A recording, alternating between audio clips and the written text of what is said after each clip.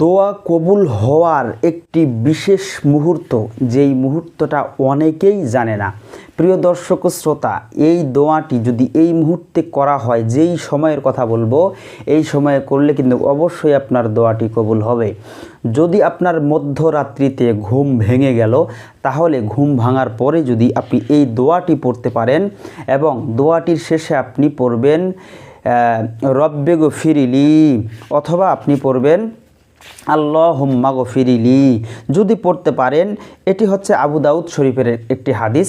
মানে রাত্রে যখনই আপনার ঘুম ভেঙে গেল, তখন আপনি এই দোয়াটি পড়বেন। দোয়াটি হচ্ছে লা ইলাহা ইল্লাল্লাহু ওয়াহদাহু লা শারীকা লাহু লাহুল মুলকু ওয়া লাহুল হামদু ওয়া হুয়া আলা কুল্লি শাইইন কদির সুবহানাল্লাহ ওয়ালহামদুলিল্লাহ ওয়া লা ইলাহা ইল্লাল্লাহু আল্লাহু আকবার ওয়া লা হাওলা ওয়া লা